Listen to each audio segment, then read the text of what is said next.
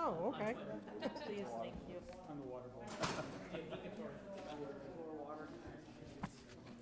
Thank you, gracias. Yeah, 'cause I finished. If I drink any. That was down here. I'm gonna have to have a break in between. I was gonna say, is it an oleander leaf? Don't know.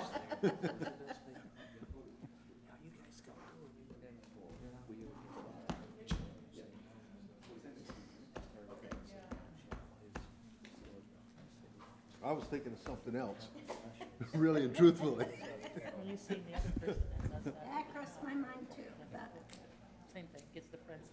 who was here last? Should I give it to the chief? Have him do an investigation on it? I have to use paper.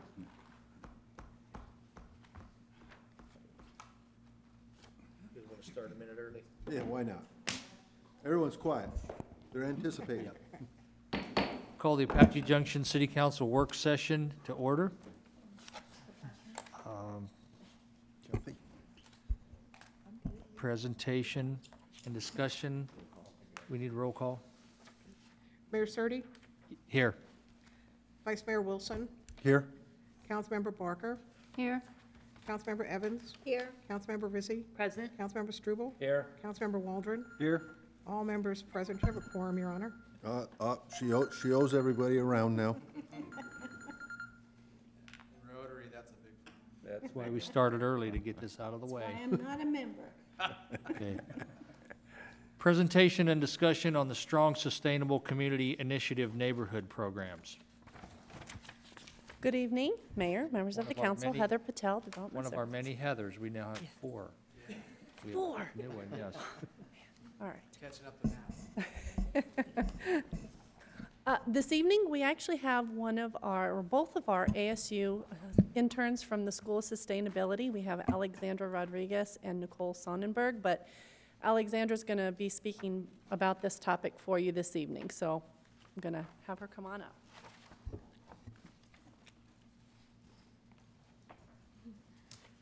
Hello, good evening. Want to make sure you guys can hear me. Again, my name is Alexandra Rodriguez, and I am here working under Heather Patel. I am one of the sustainability interns working here, and under the Strong Sustainable Community Initiative. I'm going to present to you Excuse the me. project You need to move closer to the microphone. to the mic. Oh, sorry. Yes, thank you. Sorry Okay, about that. very good. Okay, good. So again, I want to talk to you guys about the project me and Nicole have been working on over this summer about the 14 steps for the sustainable future in your neighborhood. So for those of you that don't know what the Strong Sustainable Community Initiative is, what we do is that we aim to strengthen neighborhoods, sustain local businesses, and also celebrate communities as well too.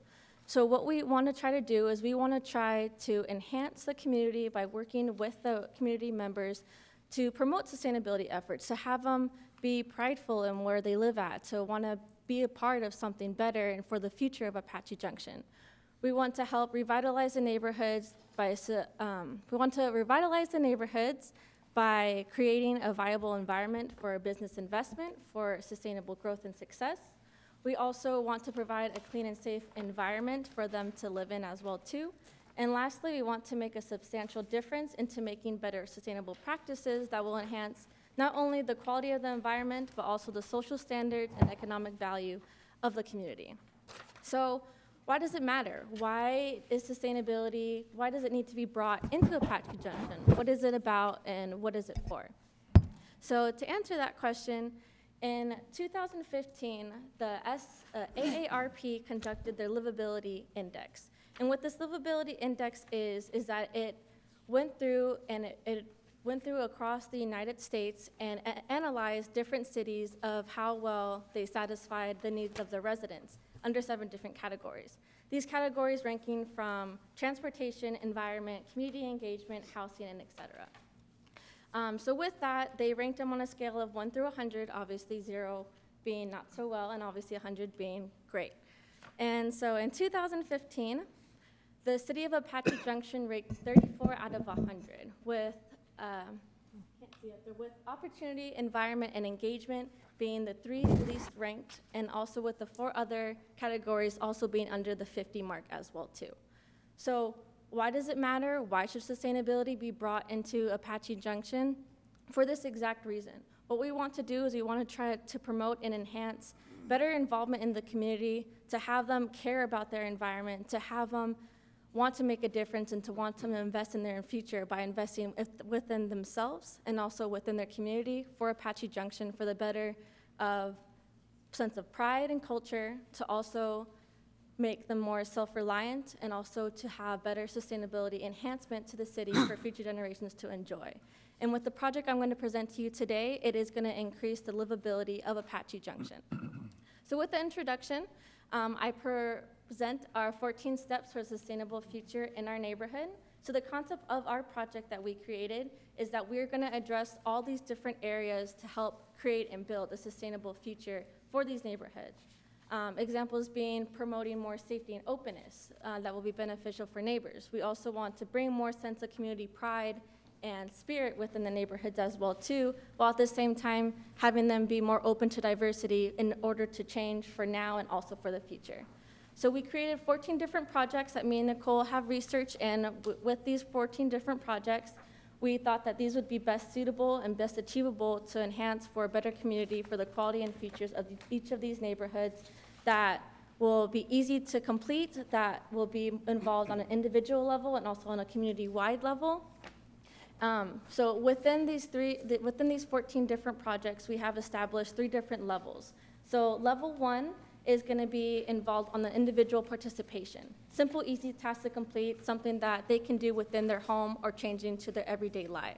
And it's going to be ranked all the way to level 3, which is going to be a community-wide effort, which is going to take more than one person to complete, involve different parts of them, different parts of the community as well too, to bring forth better efforts together as a community. So with that, the package that you guys have in front of you, it's going to show the different projects that are going to be listed, and it's going to also have the level 1 rankings, and it's going to categorize them in each. So with that, at the very top, it's going to show what level this particular activity and project is going to be under on the very top, and also have the project name listed right under that. So under the project name is going to be a summary about what the project is, what is it going to do, and how is it going to promote better sustainability practices within Apache Junction. Right under that is going to be the investment. So with the investment, that's going to include how much time it's going to take to complete the project, and it's also going to include the estimated cost about each project to complete one of these. And so below the investment, you guys are going to be able to see the step-by-step process that me and Nicole have established to actually complete these. It will talk about the supplies that they need, where to get the supplies, how to complete it, where to complete it, and answer all the different questions of where to start within the steps that we provided there. Also at the very end, it's going to be at the end of your packet, is going to be the request form. So any type of these projects, whether it's going to be adopt a street or median, whether it be plant a tree, paint an intersection, that I will go into more later.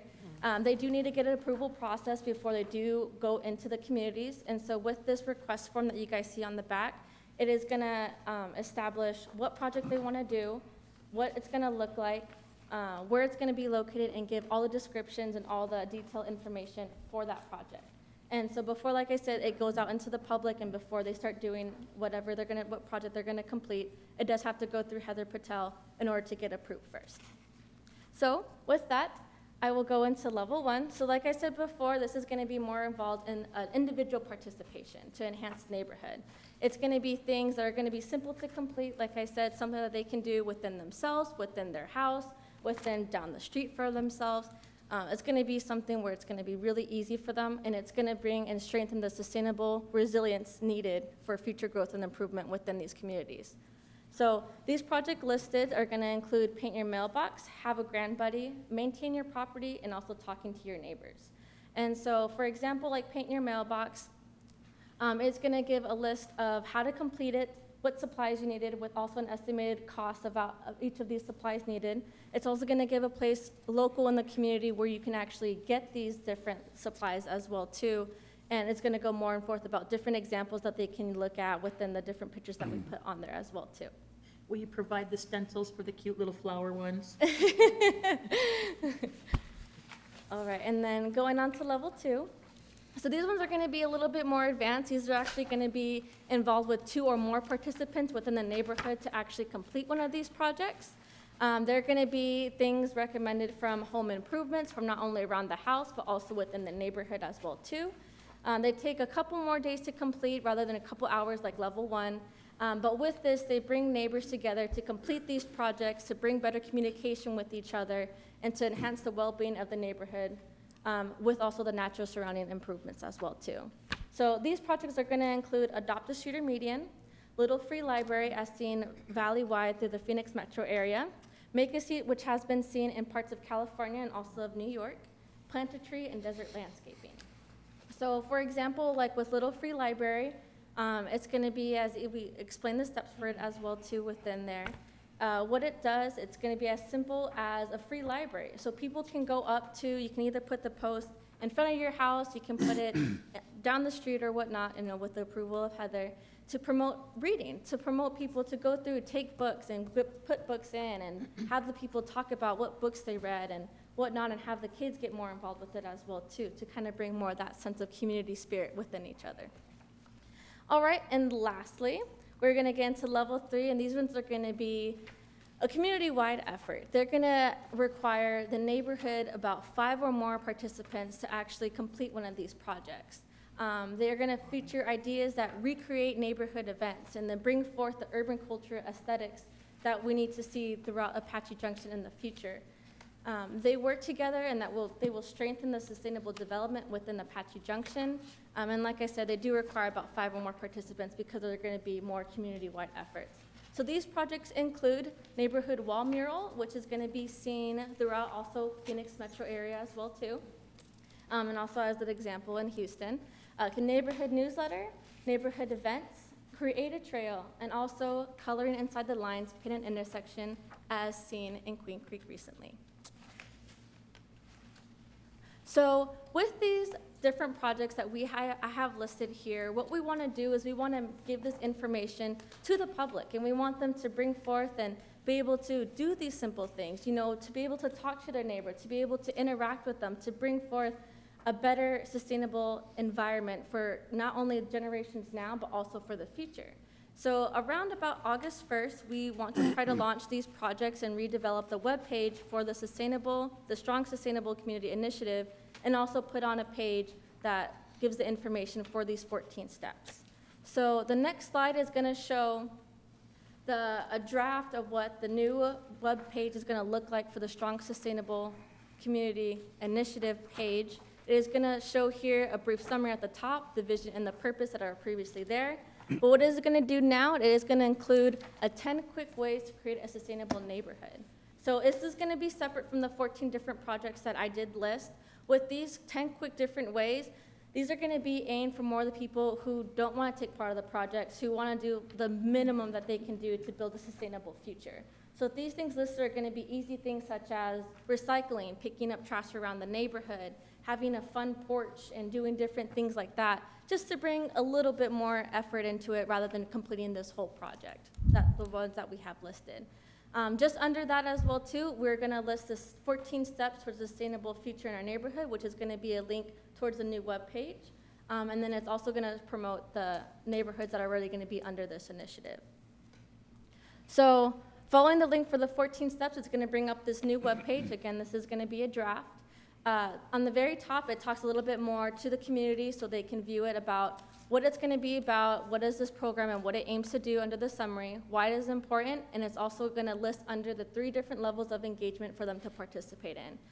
And under that level, the level 1, 2, and 3, it is going to give just a small description about what it means, the different levels, so in case they don't understand. And then it is going to list the different projects that we named under the different levels. So with each different level, it has the projects, and with each different link there, it's going to automatically open a PDF file, and it's going to print out a 1-page paper, and it's going to be easily printable right there and then. So, and that was kind of the thing for it. It's going to be easily accessible for them, and it's going to enhance better community efforts for them. I keep wanting to make it bigger so I can see. I know. Touch the I was screen. having trouble up here too, and I can have glasses on too. The last thing, under the 3 different levels is gonna be additional contact information and resources. So like I previously mentioned earlier, the request form, so with different projects, like Adopt a Median, like Paint an Intersection, like the different projects I have listed, they do have to fill out the request form, and it is gonna give the information, and on the request form, it does show what different projects need to be approved first. All the contact information under that is gonna have Heather Patel's information if they have any questions or concerns, and also where to apply and submit that as well too. Under that, we do have the Apache Junction event application form, which is something that you guys already have established here in the city of Apache Junction for anyone who does want to bring an event into Apache Junction. So this is going to be aimed to more focus on Paint an Intersection, and it's going to be on neighborhood events as well too, because it focuses more on the safety issues involving the police department, fire department, and whatnot as well too. It does have the contact information there for public information if they do have any questions, and we're to submit it to him as well too. So with that, I want to close this presentation with the following statement. So with these projects that we have listed and that we have recommended, we hope that they bring more pride and livability within Apache Junction, create a solid customer base for the local economy, and most importantly, increase the residential and business happiness to make Apache Junction a wonderful place to live in. Thank you. Does anybody have any questions? Comments? Jeff Struble. Thank you. Aside from staff, what other resources are the city going to be having to put up? Say that again? Aside from staff to manage the applications and manage the website, is the city going to be liable for any other costs associated with any of these programs? So actually with this, what we wanted to try to aim to do is have the members be reliant on themselves. So we're not going to give, not that we're going to give money to them, but they're going to be reliant on themselves to actually go out and to do one of these projects. So that's why we wanted to put the investment on there to show how much time and also the cost on there as well too, because it is for them to go out there to go and do this, to want to have them to go out there to promote more sustainable efforts on their own without relying so much on the city. So yes, we can help them as in the process of like if they have any questions about, you know, what do I do? What does this mean? What does this mean? But to actually like put forth the money, that's going to be all on them to do it. And that's why we do have the different levels. So if someone says, oh, I don't want to spend that much money on it, let me just look at level 1. Level 1, okay, maintain your property. Something that's cost efficient that I can handle and something that's going to promote better sustainable efforts just within my community by my house. So. And this is citywide? It's not any particular neighborhood, it's all? So right now, we do have 2 different neighborhoods that are going to be involved in the Strong Sustainable Community Initiative. It's going to be the Smith neighborhood, and it's also going to be the Grandview neighborhood that we're mostly focusing on, but obviously we want to give it out towards everyone, so it's not only focused on these 2 neighborhoods, but for overall Apache Junction itself. And what kind of accomplishments have taken place in the last 3 years? Last 3 years, I know recently, I don't know how recent, just talking to Heather and whatnot, I know we did have more sidewalks that were established within these neighborhoods. We did have solar lights put in as well too in different parts of the neighborhood. And I think that was, I think that was all of it, so. And one more big one. Thank you. Just to interject, the Strong Sustainable Community Initiative was started in 2014, and we were focused on doing neighborhood cleanups and putting in infrastructure like sidewalks and lighting, things of that sort. And so then this is the other side where we want the members of the community to step up a little bit more and do some things. So that's where this is coming from. But we've done quite a bit since 14. Because we've tried to do some community cleanup and asked citizens to help, but it really ended up being city staff to do it, or was there actual city citizens involved? Yes, that's correct. So, I mean, citizens, we as staff would be at the dumpsters, we would help people unload, and residents would bring their stuff to us. But we still wanted to get them to be more involved, do more for their neighborhood. So that's where this came from. Yeah. Are we reaching out to any nonprofits in the community to maybe assist us on community organization or anything like that? on this particular program? Yeah. Not necessarily, but again, if someone in a neighborhood wants to do a project, then that we would encourage them to find volunteers. We encourage them to think of ways to get a project done within their neighborhood. So that would be an option for them.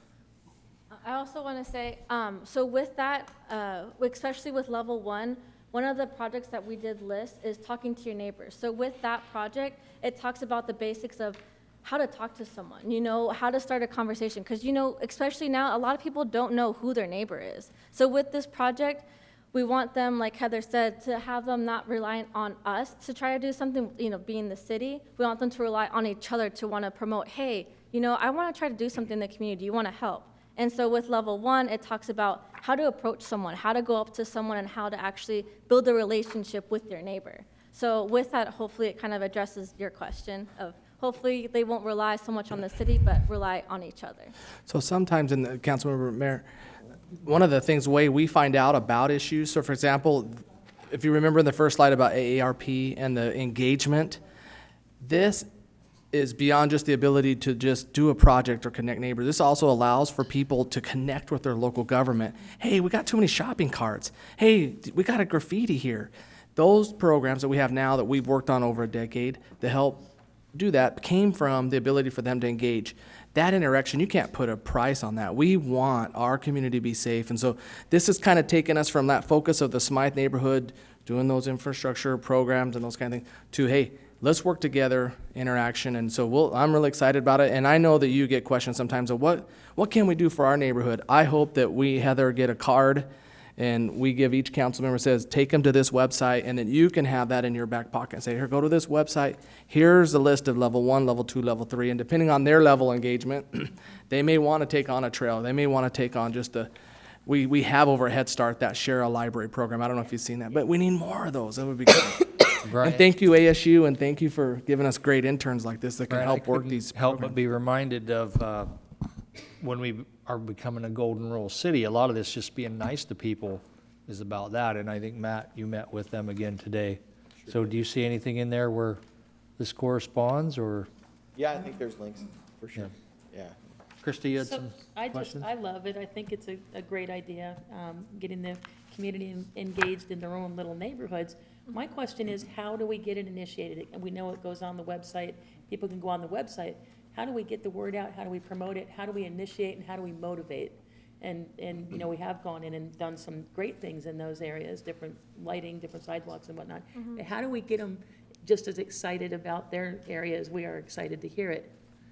I guess that just sort of ranges. I mean, what we can do is, the biggest thing for right now, just because it's we did complete obviously this whole project, but since it's still in the developing stages, I feel like the best way to actually get out this information is through the website and also just through social media too. You guys know the power of social media. Everyone has Facebook, everyone has Instagram, everyone is on this or that. So I think maybe that way of maybe having more of public information, just go out there and kind of promote something like this, put it in the newsletters, or just put it somewhere briefly, just kind of mention it, hey, this is what we just learned about, this is what we have, do you guys want to check out this website? Because I think right now the best thing is to get this news out there is to bring them towards the website there, because it's going to have all the information about it, what we've previously done, what we're aiming towards, why it's important, and why they should go out there with the different steps with it. And like I said, it's on a one-page paper, super easy to print out too. The steps we have gone through and researched and made sure everything is perfect.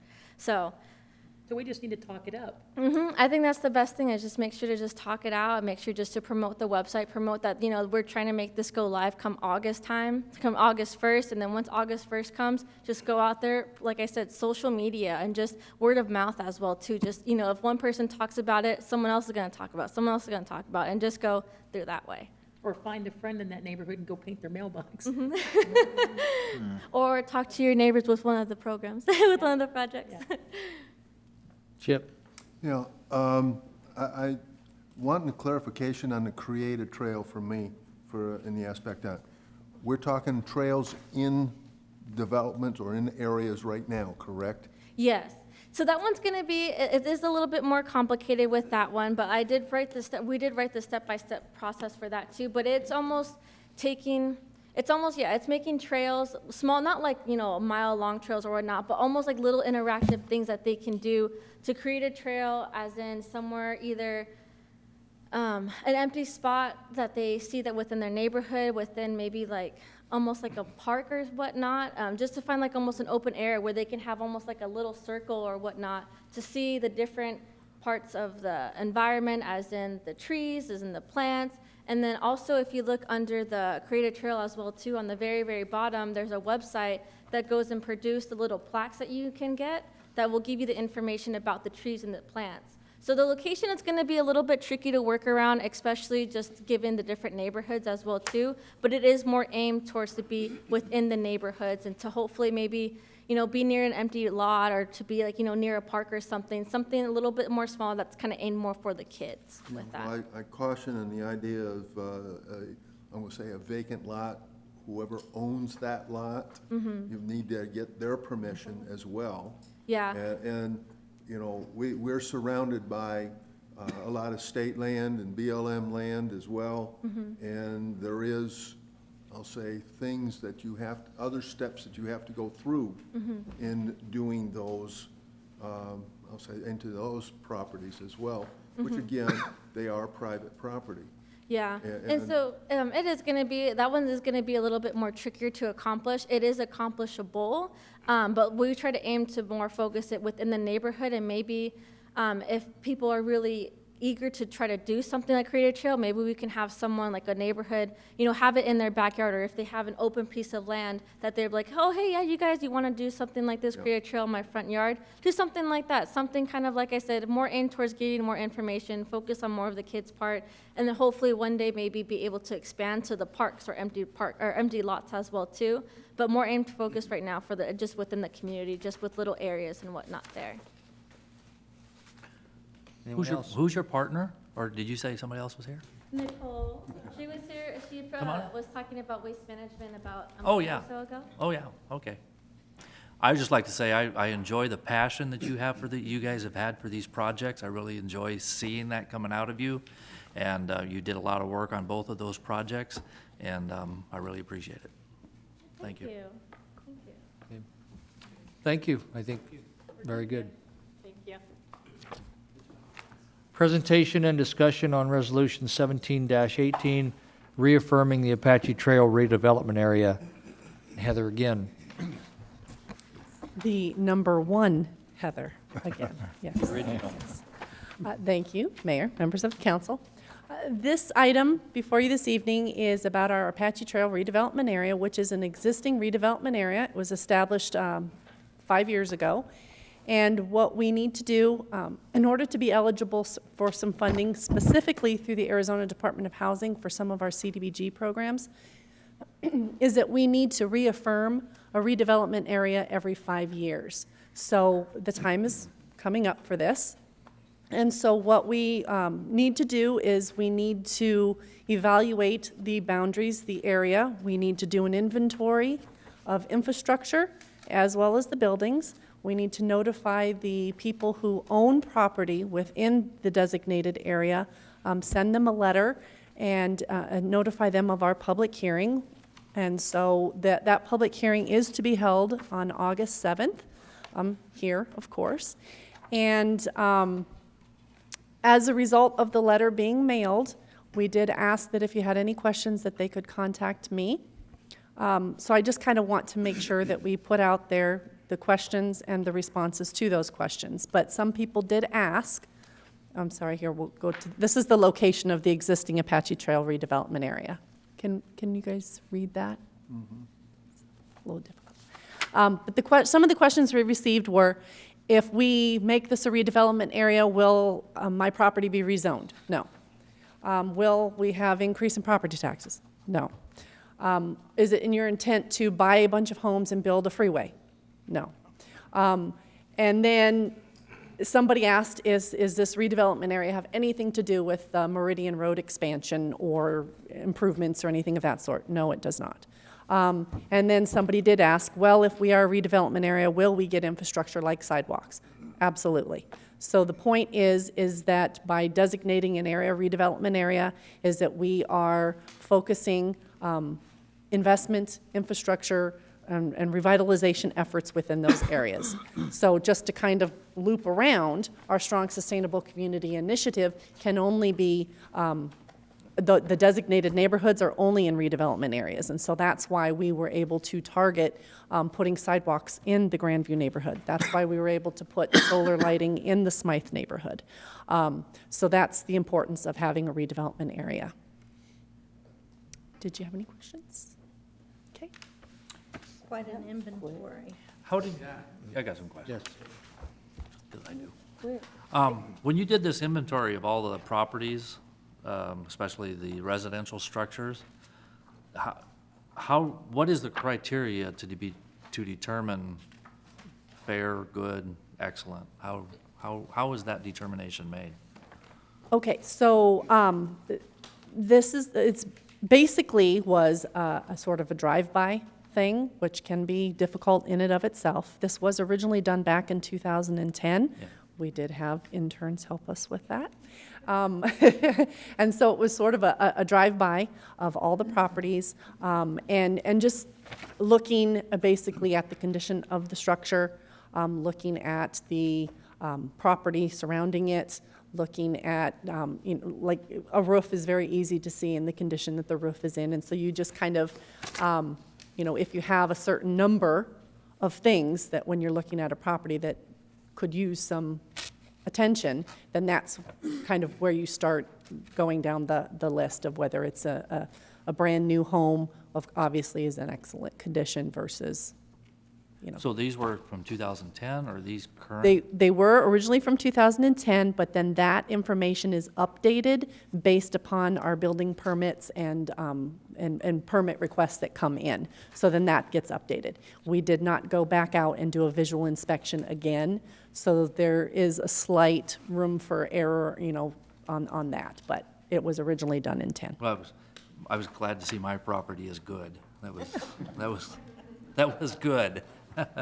And is this, this is kind of, is this available? Would this have any effect on insurance rates or anything like that? No. Or insurance companies, do they have access to this where they would somehow make a determination on it or any way, or? Well, it is all public information, Yeah. but I would not assume that an insurance company would go and do that, no. Yeah. Yeah, because I just, our neighborhood down in, south of Broadway on Delaware and Warner and Cedar and stuff, there have been some improvements done in the last Absolutely. few years. And, just going by some of the properties, I know there's been improvements, but, that would, if there was going to be any changes or anything done, I guess some of them were listed as poor and stuff, and I know there have been improvements on them since then, so. All right. Anyone else? Thanks again. Thank you. Discussion on proposed changes to City Code, Chapter 8, Business and City Tax Code in order to make codes compatible. Kathy Conley. Yes, Your Honor, back in May, you gave me direction to take a look at Chapter 8 and Chapter 8A, which is the city tax code, and come back to you with some additional discussion, recommendations, and another direction to staff to make possible changes. Chapter 8A is the tax code, which is 100-plus pages, very complicated. Fortunately, though, the only page in the tax code you would be looking at deals with the licensing fee, the city tax licensing fee. Chapter 8, the main one, is about 51 pages long. So I did not run a copy of that for you. However, it has 12 articles. And in going through it, making a determination that I thought your primary interest was to take care of the businesses that were caught off guard by having to pay a $50 tax license fee. as well as some complications that were caused for events, and then change the tax license fee in a manner that we would then get back into the business of business licensing and provide assistance to development services and the police department in the area of information for law enforcement, zoning, and building codes. So in keeping all of that in mind, I went into the code and came back with 4 articles that I think warrant your immediate attention. And I'm not going to go through each one, but they deal with general business and licensing provisions, specific licensing and registration provisions, requirements for community and civic events, and then mobile and temporary food and beverage vendors.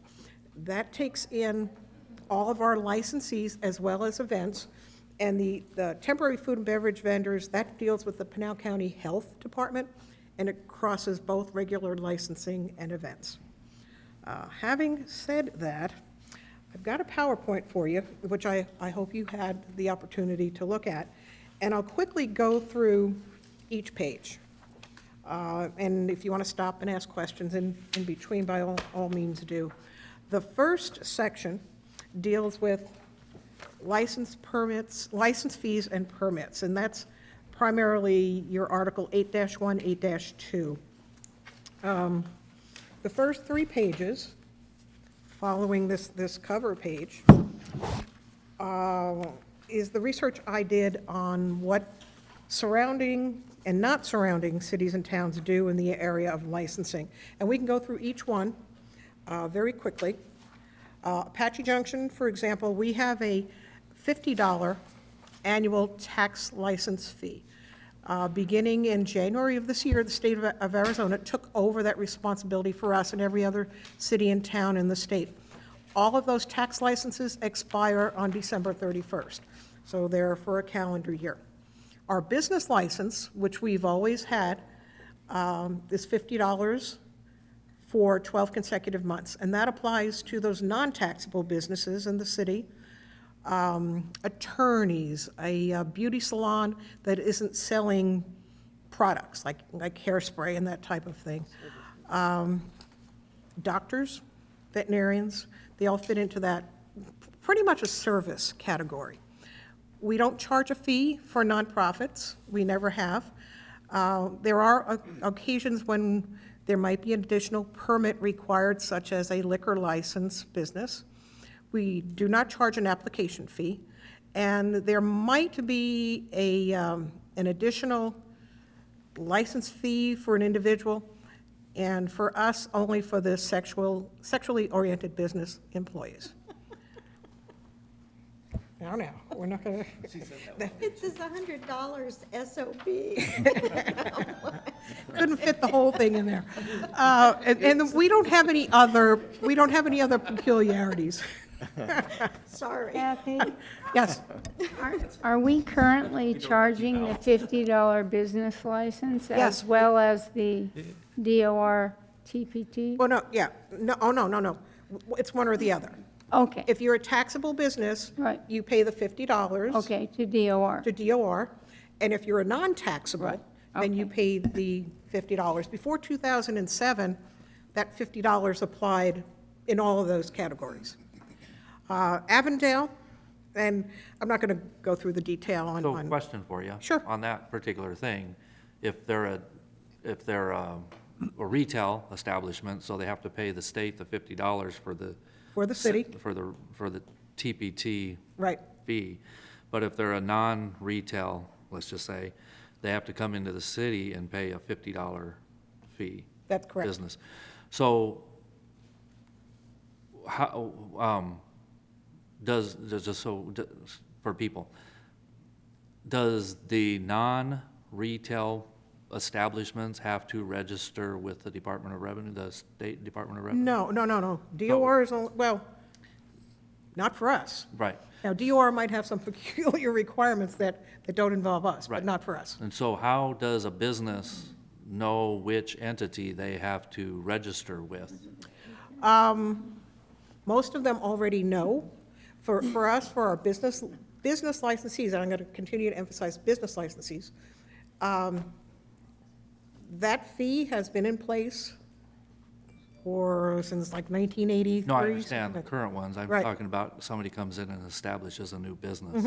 How do they know which entity they have to When contact? we contact them. And we'll how do you contact- know that they're there? They'll run an ad in the newspaper. I'll drive by in the morning on my way to work.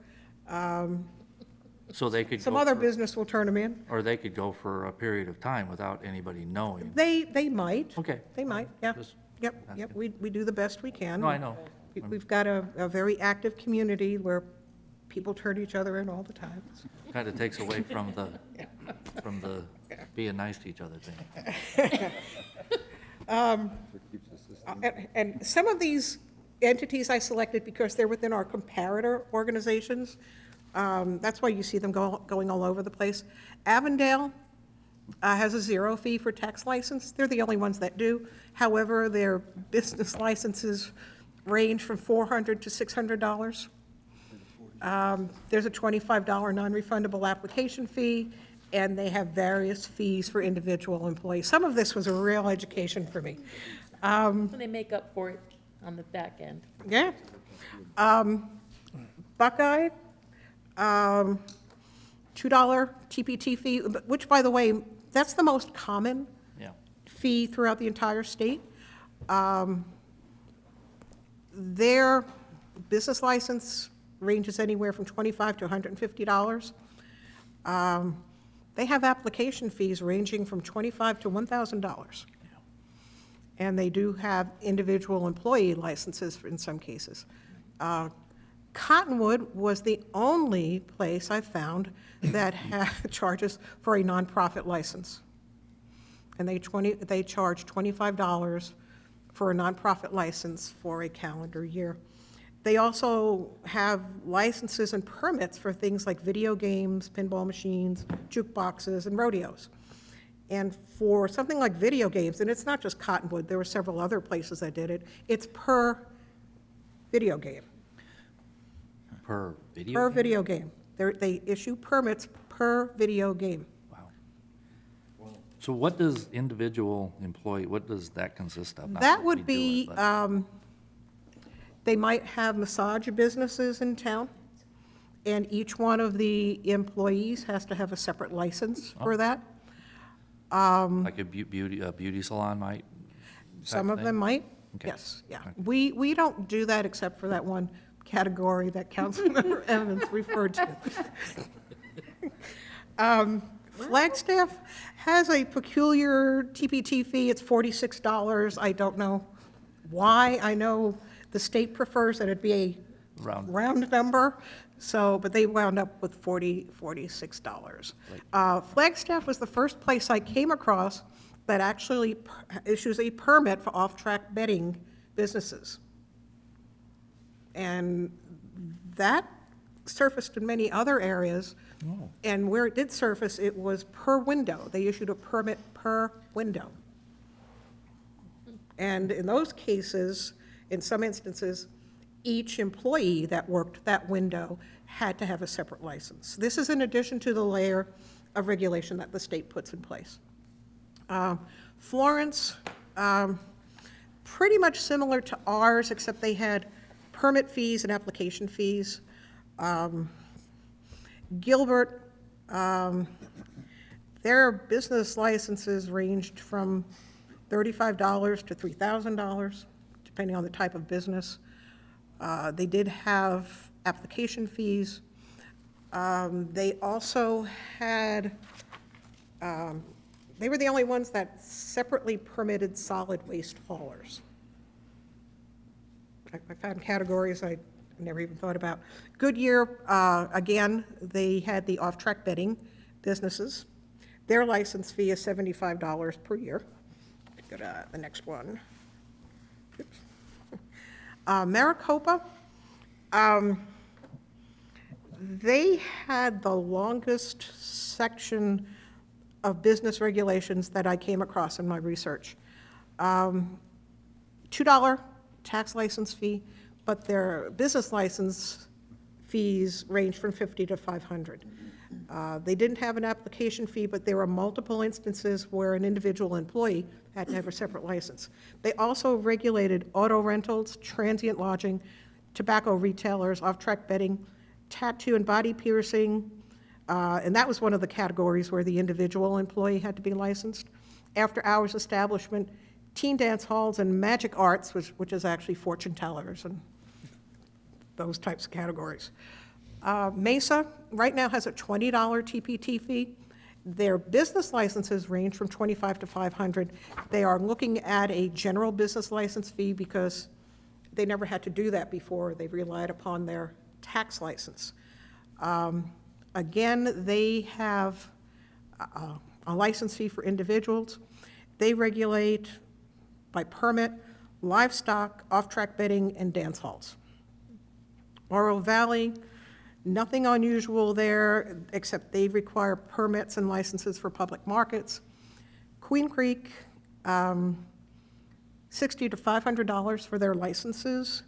Application fees range from $25 to $500. Individual employees, if they fit into specific categories, had to pay an additional $100.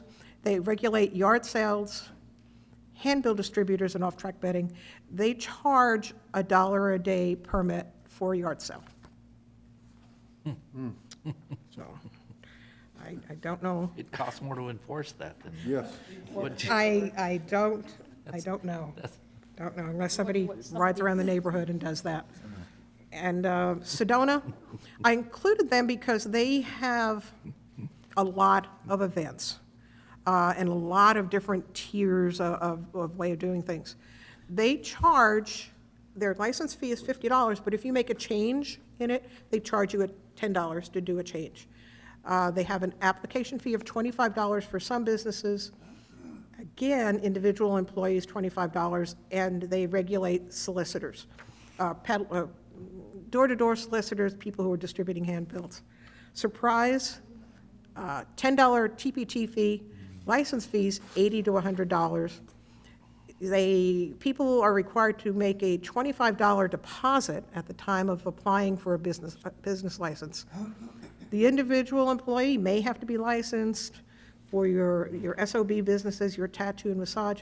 And again, they regulate amusements, including video machines, jukeboxes, and actually billiard tables. And where they do that, it's per game, per machine, per pool table.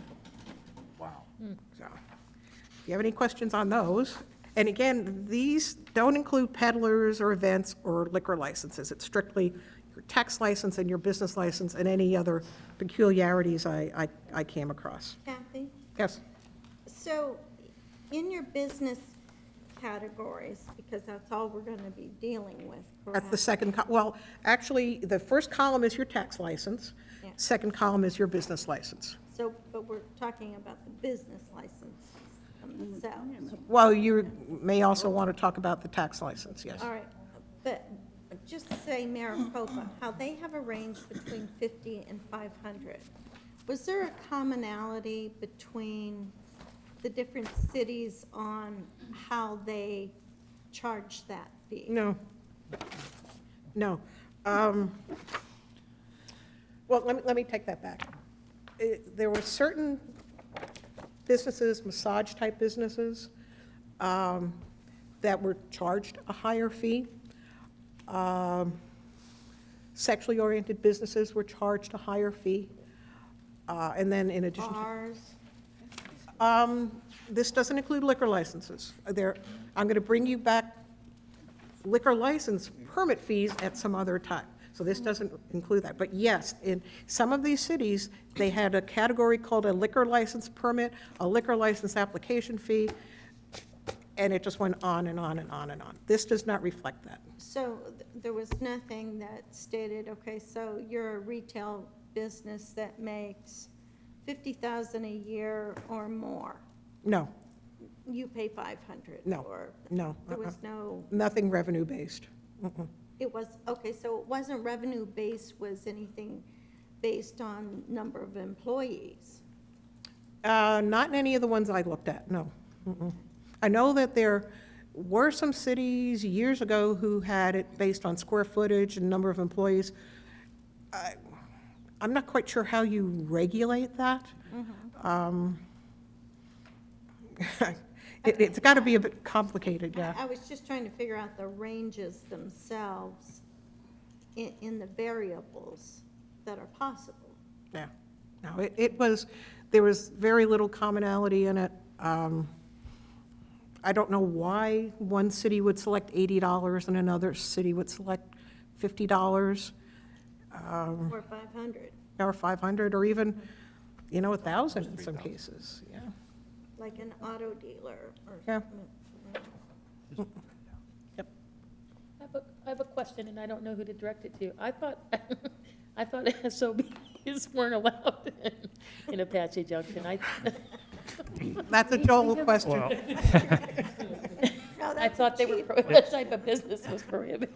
depends what kind of SOB you are, I guess. No, they're allowed here. They're zoned. Zoning allows it. It's restrictive zoning. Okay, But yes, we could have sexually oriented business in town, but there are none right now. and that's certain zoned areas, okay, okay. Yeah, I think industrial is one of the main ones. Okay, I thought it was. It's a working. Well, I wrote the ordinance, so that was me. But actually, it was based on First Amendment issues. okay, thank you. Okay, so did you have any questions on any of those slides? No, okay. The next one is kind of a summary of what you could be looking at doing. Go to the next one. Here you go. Okay. And that's would affect Chapter 8, 8A, and then the section dealing with temporary food and beverage vendors.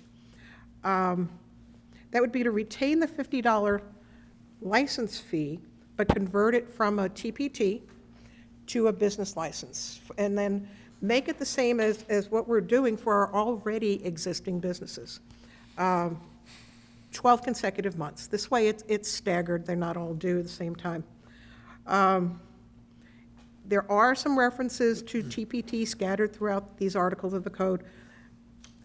I would remove those, except where they absolutely need to be there, as a point of reference. My suggestion, because right now we have we have taxable business, we have operating business, which is a nonprofit, and then we have business, which is your non-taxable businesses. My suggestion is let's go back to pre-July 2007, have two categories, business license and nonprofit license. It's a cleaner explanation of what those are. Go back in and change some other sections of these portions of the code so that we're consistent with current state law. I'd have to refer to Joel on that. There's probably some things in there that we need to update a little bit. And so if we did that, the city would collect the money and the state would no longer The collect state- it because the there's state- no TPT? Yes and no. The state would only collect whatever your new tax license fee is. That's what I'm saying, but if we Yes. We made would, our TPT license fee 0, the state wouldn't collect anything, and all businesses, because they'd be retail and service, Right. would have to register with the city That's and pay the city That's the correct. $50, and there would be no more, so we would get all the money. right? Yes. Yes. So we would get all the money and none of it would be kept by the state. yeah, it would not be passing through somebody else's hands Yeah. before it got to us. Okay. There is some lack of clarity with regard to what the county health department does and doesn't do with inspections, particularly with regard to events. I had a great conversation with the assistant county health director. He cleared that up for me, and one of the pages in your packet has to do with their policies. What's a temporary event, in which case they issue a temporary food service permit, and then there are other food service permits for those who are stationary businesses, as well as food trucks who show up for a reoccurring event. So, we would need to clear up that language so it's consistent with the county, not just to clear it up, but we have an IGA. with the county that dates back to 1993 that obligates us to follow their policies. I think it would be easier for anybody reading the code to understand that rather than go back and forth from the city to the county and all. I would suggest retaining the zero license fee for nonprofits. It's never been otherwise. Cottonwood is the only one that charges a fee for nonprofits. They actually even charge a fee for nonprofits to solicit in Cottonwood. They have to register and then pay a fee. However, if a nonprofit has a taxable activity, they would have to get the state tax license. On the tax code, that's that one-page thing I gave you, the current city annual tax license collected by the state is $50. They all expire on December 31st. That's statewide. The majority of other cities have a $2 tax license fee. DOR collects our tax licenses. The one thing, the last section of right below that is very important. The DOR collects for all of our taxable businesses, including those that never set foot in this city. Amazon, Zulily, Wayfair, wineries, because you can now sell wine because of changes in state law. Those businesses who make sales and the product comes here, the state would still charge them a $2 city tax license or whatever that fee is, would still collect the tax, but because they never physically come here, FedEx comes for them, we cannot charge them a business license fee. Right now, there are 760 of those. So if you reduce that tax license fee, the difference between the current and the new one times 760 is the amount of revenue you would be losing. Kathy, I have a question. You Sure. said that there's a situation where a nonprofit might have an event that would warrant a tax license. Yes. If they're a nonprofit and the monies that they're taking is considered donations, I don't understand that. Not every nonprofit does it on a donation basis. They might actually sell something. For instance, if a nonprofit has an event in town, they use somebody else's property, and they charge an admission fee, not ask for a donation, but charge an admission fee, that admission fee is taxable. If you are a 501c6, such as the Chamber of Commerce, and you sell things, postcards or greeting cards or whatever, that is also taxable. And they would have to get a tax license to cover that and report it as income. Yeah, Can you give some examples? This is, Kathy, I can't quite see it, but, so CAFA, let's use CAFA, I love them. Shows is a part of one of our events. They come and they have a shirt that they've already have that someone's given them for a donation, really, really nice shirt, and people give donations for, and they pull, that's not That's taxable. fine. That's It's a fine. donation. So where would be an example if it's, where it would be, If they were to sell those as a retail item, it becomes taxable. okay. I have it's all a in the question wording. too. If a nonprofit organization has an event which they charge for tickets, are the tickets taxable? Absolutely. Okay, It's considered an amusement, okay, and it's taxable, yeah. If they ask for a donation, right. it's different. And a lot of nonprofits misunderstand the meaning of the word nonprofit.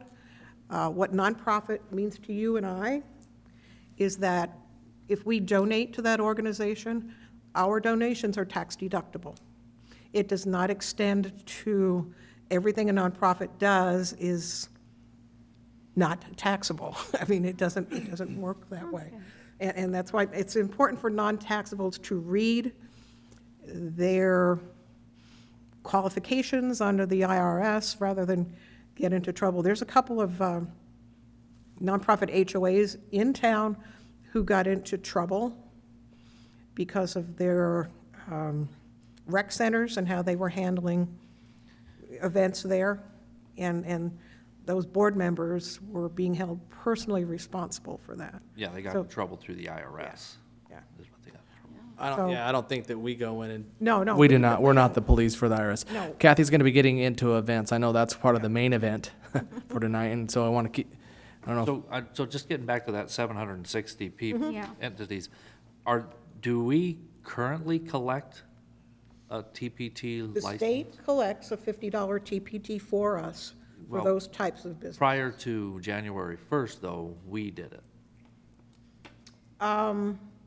We did if we knew they were Right, there. that's what I'm asking. Yes. So prior to January 1st, 2017, the city of Apache Junction might not have known that they were out there doing it, and we would have never gotten that $50 from them. That's correct, but But we were now- pretty good at catching them. Well, I Yeah. understand, but now that the state is doing it, they get reported through the state, and so the state is going to be collecting that $50 Yeah, from them. what the state is doing, because many of these entities, let's take Amazon, they not only report for the city of Apache Junction, they report for, 50 other cities and towns throughout the state, but they have, if you know the TPT form, Yeah. each one of us is listed on there, so they have to report for Apache Junction. Yeah. The state sees that, wait a minute, they're not licensed for Apache Junction, they get them They bill them, licensed. yeah. But the taxable component of it, that will continue. It's just whatever the fee difference is, Yeah. would have to be adjusted. So, well, I guess I'm not making light of it, but 760 times 50 is $38,000. Right. And so prior to January, the city probably didn't get $38,000. That would be, yeah, I'd say that was correct. But yeah. now, because the state's doing it, they are going to be collecting it. Yes, now, Maybe not all 100%, but yeah, but there are instances where for our existing businesses, the state is not. I know. So, I- well, you know. yeah, so yeah. That's a side discussion. But anyway, did you have any questions on any of that so far? Just a clarification. Sure. So what you're suggesting, if I understand you correctly, is that instead of having a $50 TPT license, that the city make that $50 a business license, which would come to the city, and that we have a TPT license of whatever, The most- $2. The most common is $2, yes. And does there have to be a fee for the TPT license? No, there's only one in Arizona, that's Avondale. I went back and checked our records, the fee prior, or actually the fee going back to when the city first had sales tax in place, which was in 1980, I think, it was $2. And then that transitioned in 2007 when we collected our own tax. So we would be reversing the process. Okay. Thank you. So is there a way because the state, their computer system are so advanced, they can figure everything out. That was being facetious. Jiminy Christmas. I have my boots on. I got to chuckle on Robin, all right. It's getting deep. I don't even know if it's proper, but, those 700, let's just say the 760, that we only set a fee for them because they're out of state, they're out of. No. No, you can't do that. No, for the TPT, You can't be discretionary on no, that part. nope. I tried. Mayor, before, Go ahead. I was just gonna add, on the business license, Larry Kirch is not here, I'll speak for him. One of the benefits that we have as the city, by having a business license, is for the purpose, we have a lot of entrepreneurial spirit, desire to do different home-based businesses, the desire to be able to work within our Euclidean zoning of commercial versus residential. And by having that business license, he would say, and I agree with him, that it allows for us to manage the whole process of knowing where, for example, a beauty parlor might be or a other home-based business, we can tell. So there is another local government purpose of having that, and we're really glad that we have that there. So we're supportive of these efforts.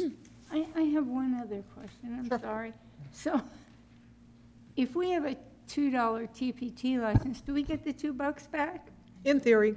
If it, I mean, I can't say. theoretically, Yes. theoretically, Yes. we might get that $2 back. Yes, and the state will continue to assess that $2 on these other entities that we could not make it a city business license, and that number is growing. Yeah. And is there access to a listing of those companies that fall into that category? Yes, not And- available, it's available to 2 people. And we're not one of the You're two? no, sorry, no.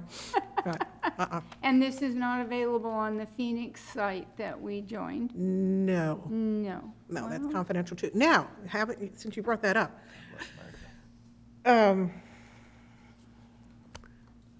once you transition, if you transition TPT licenses to a business license, more of their information can be publicly available. Because, and Joel can confirm this, because we're not gathering that information for tax collection purposes.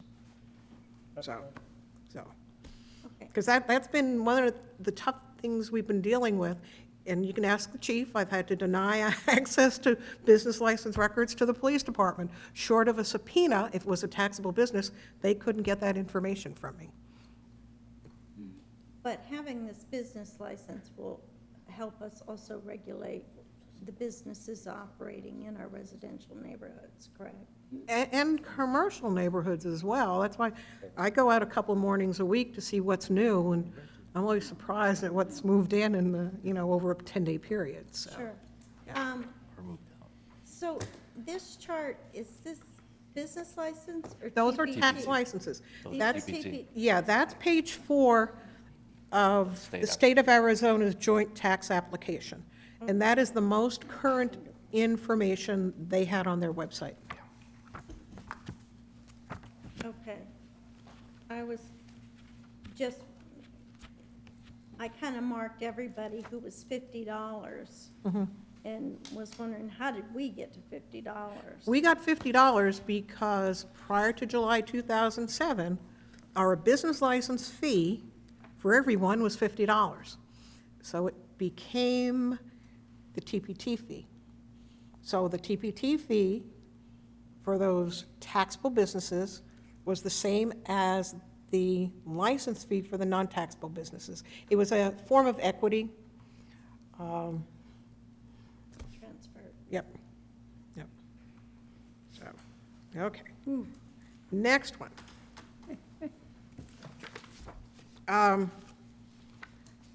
And this thing is a potential revenue gain and loss, and I'm mentioning this specifically because one of the things I have to do, should you give me direction to proceed, is post on the website a report that talks about potential revenue gains, losses, or revenue neutral. So this breaks it down.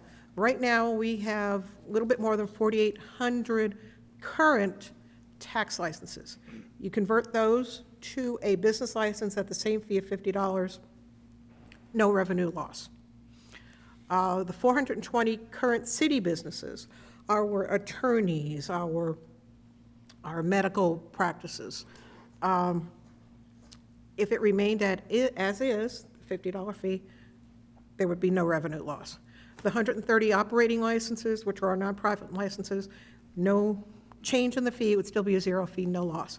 And below that is a repeat of that same paragraph.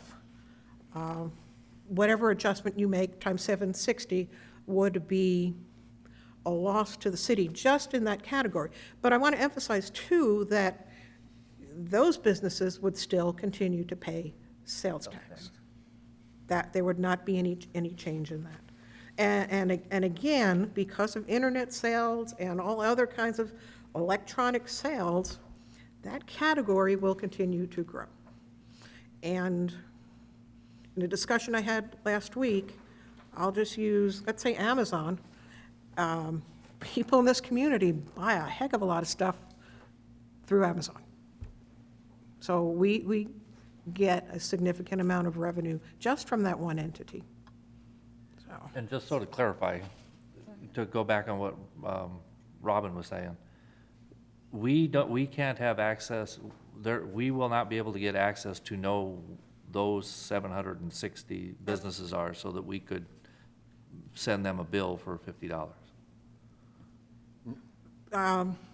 I don't believe we legally can. They have no presence in this community. But I'll. There's, I know. there's federal law that basically says you have to have a nexus with the community, and if they're out of state, that's gonna be very tough to track them down. And there's also there's also federal law that prohibits you from going after someone without minimum contacts. That's the key phrase. Kathy, just one quick question. An investor that I had worked with for a number of years had multiple rentals in one complex. And I got to thinking about our mobile home parks and how we have a lot of seasonal rentals in those. Does each one of the rentals require a separate business license? Because that's sort of what Mesa went to. Two separate things. Currently, I understand. TPT, yes. Prior to July 2007, the city never, ever licensed individual rentals. If you had 10 rentals, we didn't assess you 10 license fees. We always looked at it as you are in the business of renting real property, and that's what you were licensed to do. Now, the state looks at it differently for tax collection purposes. Right. But I mean for a business license themselves. My recommendation would be for something like that, for rentals of real property, it'd be one license to that person to be in the business of renting property. Well, see, and that's where it gets funny for what's real property and what's personal property being rented and the difference between them. But I'm not sure we can make that distinction in our code. We don't have access to that kind of database. No, it's just what is your business? And if that's what your business is, it's gonna be one license. That'd be a nightmare administratively anyway if you tried. I'll just add it to the group. You know, it seems to me that revenue-wise, if we left the TPT at 50 and did our business license at 2, that we would gain the 50 from the 760 people or entities via ADOR, and as that internet business grows, we would continue to gain revenue via the TPT, $50. And make it easier for businesses. But the other side of the coin is the information gathered by having the city business license. So it's, Let me get to the next. So you, yeah. Let me get to events, and you'll see why you might not want to do that. Next thing, real quick, in the last 2 pages, there's 2 time requirements that I have to deal with. The first is Title IX, which requires that if you're going to do anything with a new or increased fee or change, at least 60 days prior to your vote, a notice has got to be posted on the city website. In addition to that, because this involves a tax code change, there's 2 tiers. First, I have to notify the Department of Revenue within 10 days that a tax code change has been made. The first notice is 60 days prior to. The second one is after. There's a 10-day after action to notify DOR, and then in addition to that, the IGA that was approved in 2015 says if the city council approves a change to the tax code, DOR wants and expects and requires that that tax code change not take effective until the first of the month, at least 60 days after you make the change. So we've got a 60-day window up front and a 60-day plus window on the back end. How do you keep all that straight? Well, see, that's why I did the last page that tells you if this, then this is what happens.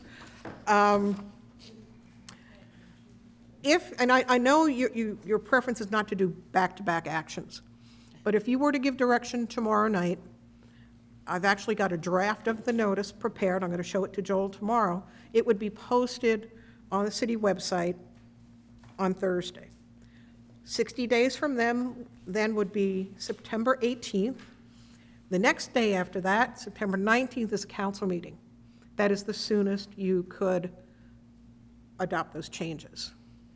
And then the soonest effective date under the state IGA would be December 1st. And then the other two below that explain if you didn't act until August 1st, you're looking at changes that wouldn't occur until December 1st. Question. How does that impact those businesses who then would be required to get business licenses, who have licensed TPT licenses that are good until the 31st of December? The TPTs would still be good. Right, but Yes. they would now, on December 1st, have to also get a $50 business license, correct? It becomes effective December 31st. What I would, and I haven't talked to Joel about this, put some verbiage in your adopting ordinance that says for those businesses already in possession of a valid city tax license that expires on 12/31/17, this fee shall not apply until January 1. So this way they're not having to pay twice. Yeah, Yeah, it's an overlap there. yeah, okay. Okay, the next one is events. Yuck. And again, I did, we can go to the next one, actually two, next one, thank you. I gave you 2 pages of similar statistics. Buckeye, and I tell you, what I found out is that we are probably the least complicated when it comes to events. We are on the simple end. Buckeye special events, they have an option. The sponsor can get an umbrella license at $50 for the event, covers all the vendors. If they don't get it, each vendor pays $25. There's a 45-day in advance apply, get your application in. If they fail to do that, if it's less than 30 days, they have to pay an additional $25. Vendors, and I'm going to say this over and over and over again, vendors have to have that tax license in advance. In advance. Then they have some other application fees of $45, and then a fireworks fee of $100. Fountain Hills, they require the vendors to have a valid city business license, no special fees for them, minimum 90 days to get your application in. Tax license required. This is one that had a whole bunch of tiers of fees. If you're a business, you pay a $100 application fee for your event, plus a $50 fee per day. If you're a nonprofit, you pay a $50 application fee, plus an additional $25 per day. And, you know, I can go through each one of these if you want. Do you have any questions? Yeah.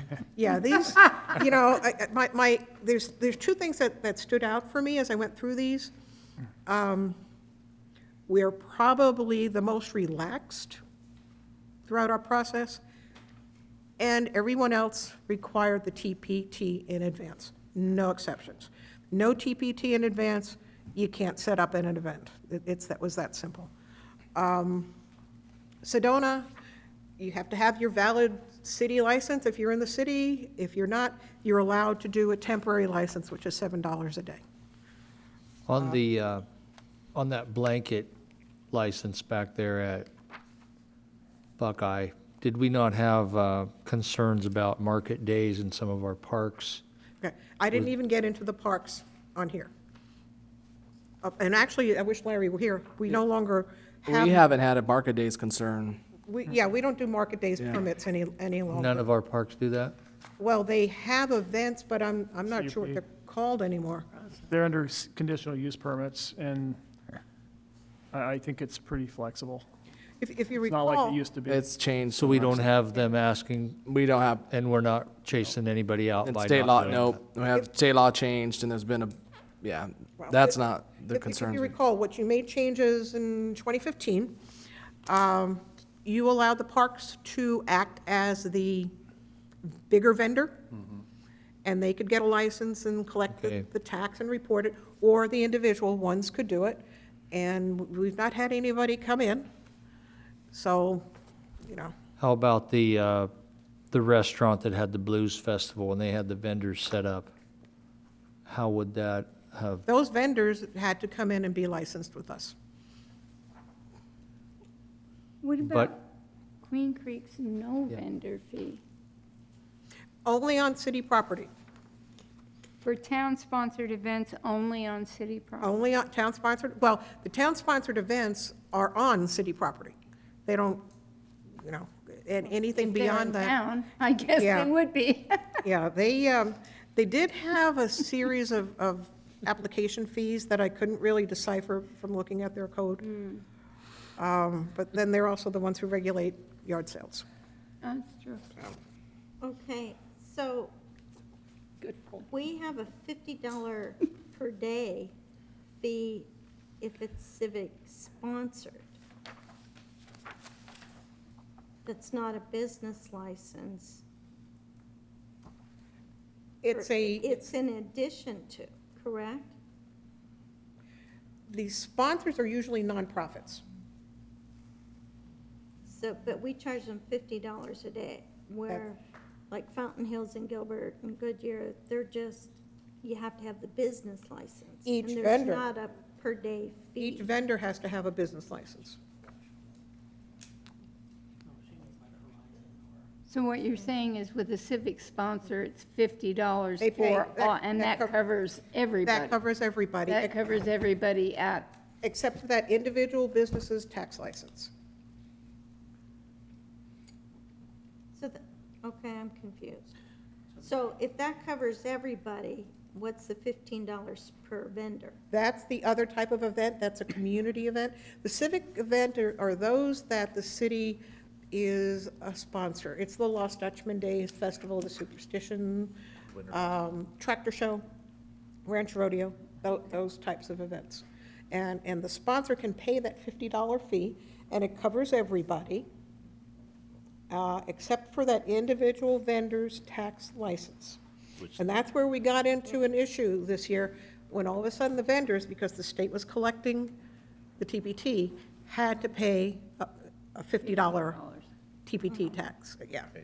So, any other questions on that?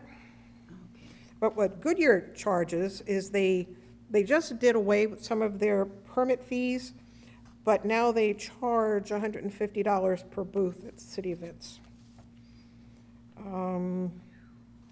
Okay. Mesa charges a $100 application fee plus $100 per day, and in some instances, they might have to get a special use permit. Okay. Next thing. This I think is important for you to note. We went back and pulled our records, city records, for a 4-year period, November 2012 to December 2016. December 2016 was the last time we could collect our own sales tax. 4 years, multiple events, not just the ones that the city co-ops on, but all of the other events. 454 vendors reported city sales tax. Total reported $7,759. Total paid $700,281, which means somebody submitted a return with no money. That's $16.04 tax paid per vendor. 30 vendors filed 0 returns, which meant they turned in the form, but they reported no income. 146 vendors did not file any city tax returns. They were retail sellers, 21 food and beverage sellers. 24.3% of those event vendors did not file a tax return. I will tell you, people in my department, including me, went to some of these events, made purchases, paid tax, and then those vendors never paid the tax to the city. That rises to the criminal level, because they're converting that money for other purposes, which is against the law. So let me just add a little bit here as we step in, because I think it's important to note that our goal, as I've worked with Kathy on trying to come up with a system, is that we want one that's was participatory, that we can educate. This is an indication to me that whatever system, so as a city government, I like to say we need to be like a referee in a basketball game. The best games are ones in which it's fair, everybody knows the rules, they know what to expect, and the fouls are that we're equally distributed, and that the due process for those businesses who are brick and mortars and then these events, and we have not hit that yet. I'm hopeful as you go through this next few slides, you can see where we're headed to help make it as easy as possible for those who are our event sponsors for all of everything, from our community garden events to our Lost Dutchman Days to our parade. All the vendors will understand that as equitable as possible, a way so that everybody has a chance to pay their fair share. We do not have a city property tax. The sales tax is what is paying. So with that framework, I asked Kathy to get together with local businesses, and we had a great meeting this last Thursday. 4 or 5 different businesses members came and visited with us to give us some feedback on this part. So Kathy, let's go on. This is what I call the most exciting part of the next phase. We did. We had a great meeting with Charlie Wise, Laura Lytle, Larry Johnson, and Allison Dunn from the Chamber of Commerce, Sharon Steinert. I'm sure I'm leaving somebody out. I think that was it that made it. But we did invite the folks from Superstition Harlery and Renee Mullender, who is like kind of our advocate for Lost Dutchman Days. We're continuing to help them understand that. And I did talk with Leon from the Tractor Show. He lives in North Phoenix. He wasn't able to come. But we got some really positive suggestions and feedback. The next 2 pages have to do with the county health department requirements and their distinction between temporary food service permits and regular food service permits. And I mean, we don't need to go into all of those details. It's pretty dry stuff. Last bit. My suggestion is we put a big X through the word events, and we call that article community and nonprofit activities. Might need to expand that a little bit so that it includes for-profit activities as well. So it would be community, nonprofit, and for-profit activities, and it would only apply to temporary activities, not something that's ongoing for an entire year. Have to update the definitions. The third one is something that's never existed here before. For those vendors who are doing hobby or craft sales and they don't have employees, they're selling it for themselves or a neighbor is selling it for them with no exchange of money for doing so. If those sales don't exceed $3,000 in a 12-month period of time, not have them get a city business license. And that would be that $15 fee that is being assessed to them now. So eliminate that $15. They would still have to get the $2 or whatever it is TPT fee, but they don't have to, they're not in business, so let's not even charge them that $15 license. They would still have to get the TPT license, and what's important is they get that in advance. And the sponsor can call us, we can confirm that license for them. One of the big problems we have is that some of the sponsors don't turn in their forms. In the past, it is allowable in the city code to assess penalties, and I think we're going to have to start doing that. The current fees, $50 for the sponsors, $15 for a non-licensed vendor, but again, if you accept that hobby craft category, they would not have to pay that $15. Kathy, I have an example. Yes. Can you provide the city council with an example of what this type of a group would be? Because when we talked about this with the business community, I saw their face go, thank you. So I think they have a lot of folks, Lordine Lytle, Sharon Stennard especially, like, there are a lot of vendors that aren't going to be in that route, and they'll end up having to not have anything but I think a $2 fee if the city council wants to go that route with the TPT. Yeah, for Laura Lytle, because she has one of those, well, actually she doesn't. She has the Seroptimist arts and crafts thing. What she explained to us is most of her participants would be in this category. So they would no longer have to pay that $15. If they fit in within these parameters, they would have to still file out an application because we will track them, but they're no longer charged a $15 vendor license. He basically said in that moment that you just saved our event. Because Yes. they were starting to lose, they were basically losing traction over time. Well, they were losing traction because of that $50 TPT fee. Right. Yeah. That was making the big difference, and that'll go away. But for an event such as at Earth Heart Park, what Sharon said is that this would, most of these people she sees would fit into this category. As well. You know, it would not, I'm going to stress, doesn't apply to food vendors, because they still have to go through the county health department, and if it's a food truck, there's a separate section of the code. But this would be those people who are, they're just going out there for the fresh air. So the guy that, the retired gentleman who builds little toys in his shop at the house and goes to an event at the wellness park or whatever, and just sells them sporadically. Yep. That is what this is about. That is exactly it. He Or would- that elderly woman who crochets Yep. stuff. That's right. or They would things like still that. have to get that license, the tax license, but They're no longer, because that's a deterrent to them yes. to do it. Okay. And they're truly, they're not in business. No. They're not in business. I think that's it. Let me see. Oh, yeah. One of the other things that we found to be really common was phony information on the applications. I mean, you know, you call the number trying to, how come you didn't pay your tax? And you're talking, you know, the cell phone call goes to Puerto Rico or something.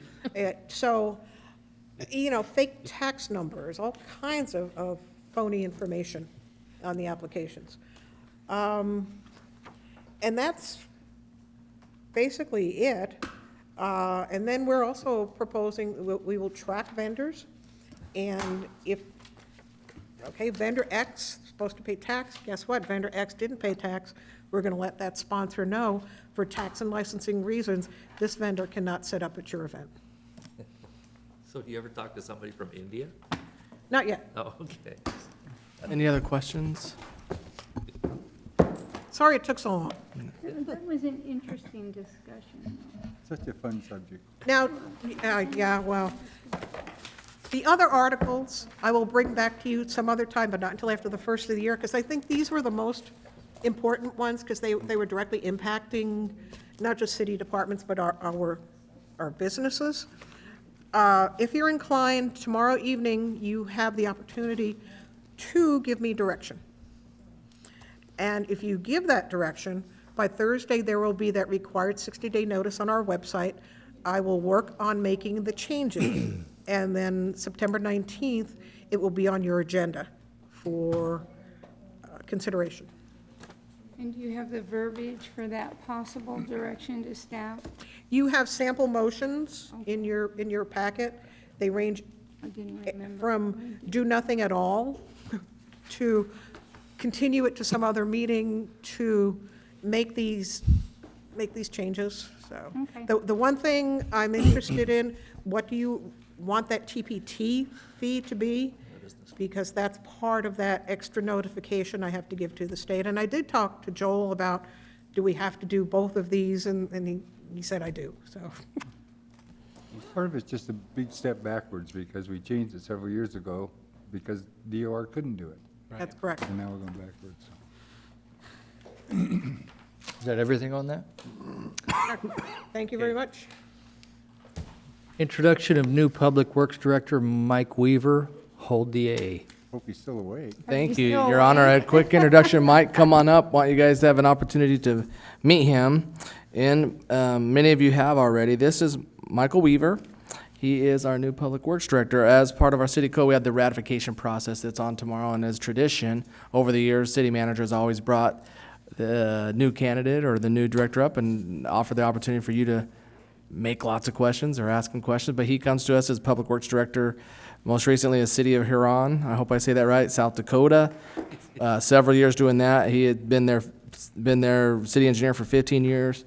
Maybe, Mike, you can talk a little bit to that and then open it up.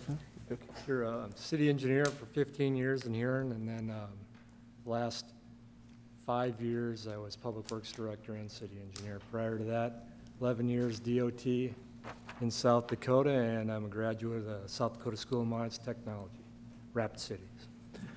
PE in Arizona and In Arizona and South Dakota, yes. Where are you? Where are you from? South Dakota, born, I raised? grew up in Pierre and finished high school in Rapid City and college in Rapid City. Which school in Rapid City? Excellent school. The Hard Rockers is the, Well, School of Mines, but you finished, you went into high school through Pierre, though. till I was a sophomore, correct. And then which high school in Rapid City? Central. Good job. so So, You're Michael- good. You're a good guy. Yeah. so with these two, South Dakota's empty. So Nobody when else. when did you graduate from high school? Can we ask that? um, No? Okay, never mind. Never mind. I'll get off. you can ask him. I To, can ask all right, Get together. why don't you share why Arizona, why Apache Junction, and why us now? This century versus last. Yeah, well, I know that. My son attended college in New Mexico State, and we looked at ASU, but price-wise, New Mexico State for the PGM program that he went into was the best. So we spent some time in Phoenix at that point. Decided to meet him at the Waste Management Open.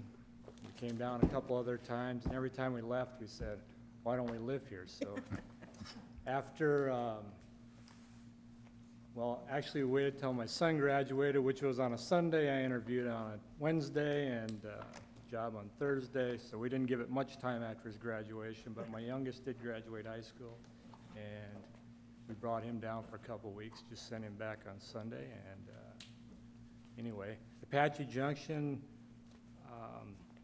obviously the notice came out for the job.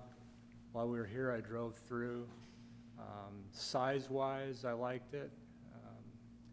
The ability to be kind of on the edge while we're getting used to this much population. There's approximately 7 times more people in the Phoenix area than there is in South Dakota, so. I like the size. City manager form of government, not giving Brian any kudos, but we had a council form of government, and I think this is the way to go. I answered all these questions in the interview, and now 7 people looking at me. It's not as easy, but numerous things. You have the ability to develop, and that's really what I wanted to see with Heron. We went through a closure of a big business, and we're just getting built back up to our size that we were before that business closed. Yeah. We had most of the infrastructure in place, and I felt it was kind of time to go out and search for a new job and some new experiences. And Apache seemed to have some land to the south, some land to develop, and I hope that in my years here we'll get to see that happen. Welcome. Thank you. You probably know, Everybody's been great. you probably noticed we don't have a lot of snowplows parked around, so, That was also a big part. yeah, sand trucks and. I sold it with my house in Huron, so. Yeah. I knew it was probably gonna work out, because I called the city attorney up on my flight back when I got in town. I called him up and said, my house is for sale, because I knew he was living in an apartment, and he bought it. You sold the plow, did you buy it replace it with all the suntan lotion? Yeah. Sunscreen. Well, I'm getting used to that. It's been great. So, and thanks for the opportunity. I appreciate it. Welcome. Well, that was it. Thank you, Michael. And Kathy has a new person in her office, Yes. Yes. which, New customer service rep out front. And Heather is why- Pedersen, she started. which is why I made the reference to a She fourth header. Yeah. is Yes. local, she's a city resident and a voter. And a vote. Very important. Yeah. Does anyone else have anything else? And I think we can adjourn.